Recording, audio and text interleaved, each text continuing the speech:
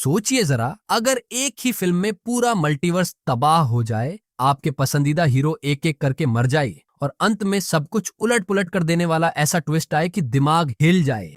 आज हम बात करने वाले हैं इवेंजर्स डूम्सडे की उस कहानी की जो हाल ही में लीक होकर इंटरनेट पर तहलका मचा रही है। और यकीन मानिए, अगर ये सच निकली तो ये एमसीयू की अब तक की सबसे डार्क, सबसे इमोशनल और सबसे पावरफुल फिल्म बनने वाली है। तो बिना वक्त गंवाए चलिए इस जबरदस्त कहानी में कूदते हैं। सबसे पहले एक जरूरी बात, ये कहानी ऑफिशियली कंफर्म नहीं है, लेकिन कई बड़े इनसाइडर्स इसे सबसे ज्यादा भरोसेमंद लीक बता रहे हैं। यहाँ पूरे प्लॉट का लगभग फुल डिटेल सामने आ चुका है, यानी अगर आप स्पॉइलर से बचना चाहते हैं तो अब भी यहीं रुक जाइए, और अगर नहीं तो सीट बेल्ट बांध लीजिए, क्योंकि आगे जो आने वाला है वो दिल और दिमाग दोनों हिला देगा। फिल्म की शुरुआत होती है न्यूयॉर्क सिटी से, लेकिन ये हमारी अर्थ 616 नहीं बल्कि टोबी मैगवायर वाले स्पाइडरमैन की पृथ्वी है। यहाँ स्पाइडरमैन का सामना होता है डेडपूल और वुल्वरिन से, जिन्हें एक बेहद खतरनाक मिशन पर भेजा गया है। उनके पास है बीस्ट द्वारा बनाया गया एक प्लेनेट किलिंग बम, जिसका मकसद है इस पूरी दुनिया को तबाह कर देना, ताकि उनकी खुद की यूनिवर्स एक भयानक इनकर्जन से बच सके। जंग जबरदस्त होती है। टोबी का स्पाइडरमैन पूरी ताकत से लड़ता है, लेकिन अंत में वुल्वरिन उस डिवाइस को एक्टिवेट करने में कामयाब हो जाता है, और फिर धमाका, वुल्वरिन वहीं रह जाता है और विस्फोट में टोबी मैगवायर का स्पाइडरमैन, वुल्वरिन और पूरी पृथ्वी खत्म हो जाती है। हाँ, पूरी दुनिया। डेडपूल किसी तरह बच निकलता है और अपने यूनिवर्स लौट जाता है। दूर से प्रोफेसर चार्ल्स जेवियर उस तबाह हो चुकी दुनिया को देखते हैं।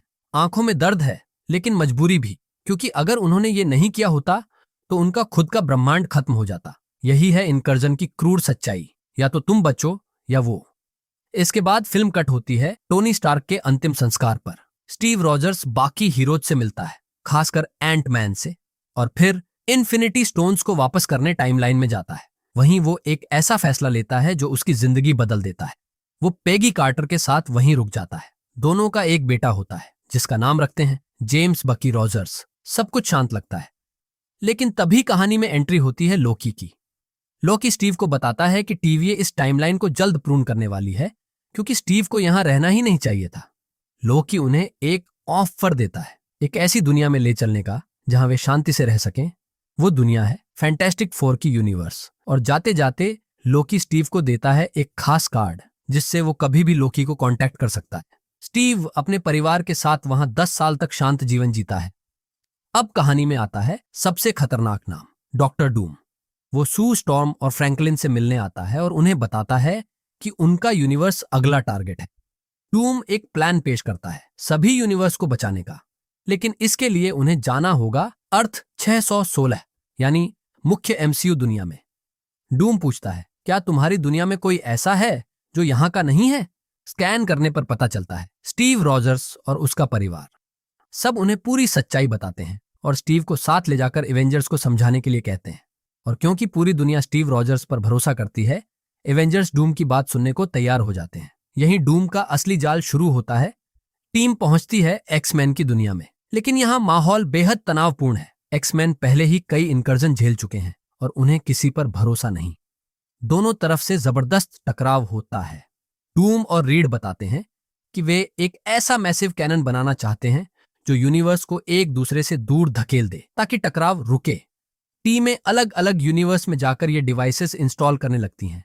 इस दौरान स्टीव थॉर को बताता है कि उसने एक जिंदा लोकी देखा है। दोनों लोकी के दिए कार्ड से टीवीए पहुंचते हैं, लेकिन वहां जो दृश्य मिलता है वो रूह कंपा देता है। पूरा टीवीए तबाह पड़ा है और लोकी मरा हुआ, दिल बाहर निकला हुआ। यही समझ आता है ये सब डॉक्टर डूम का किया हुआ है। स्टीव सीधे डूम से टकराता है। डूम बताता है कि उसका असली मकसद है इनकर्जन होने देना, पूरा मल्टीवर्स खत्म होने देना और फिर सब कुछ अपने तरीके से दोबारा बनाना, ताकि वो अपने मरे हुए परिवार को वापस ला सके। वो स्टीव को अपने किले लैटवेरिया ले जाता है। वहां स्टीव को पता चलता है कि उसकी मौजूदगी ने ही डूम की दुनिया में इनकर्जन शुरू किया था और उसी वजह से डूम का परिवार मरा। और फिर डूम बदला लेता है। वो स्टीव के बेटे को उसकी आंखों के सामने मार देता है। हाँ, यही पल इस फिल्म को एमसीयू की सबसे डार्क फिल्म बना देता है।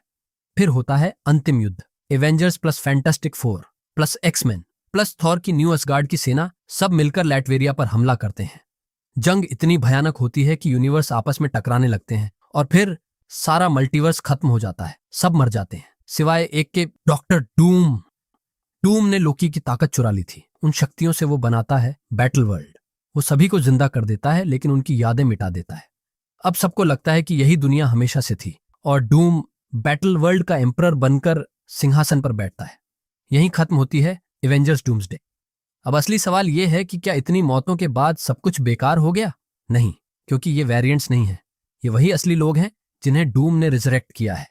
यानी टोबी मैगवायर का Spider Man, Loki Wolverine, professor X, Cyclops सब वापस आएंगे और उनकी यादें सीक्रेट वॉर्स में लौटेंगी। यानी असली महासंग्राम अभी बाकी है। अब आपकी राय क्या है? कमेंट्स में जरूर बताइए। वीडियो को लाइक करना और चैनल को सब्सक्राइब करना न भूलें ताकि आप मार्वल की कोई लेटेस्ट अपडेट मिस न करें। और हमेशा की तरह देखने के लिए बहुत बहुत धन्यवाद।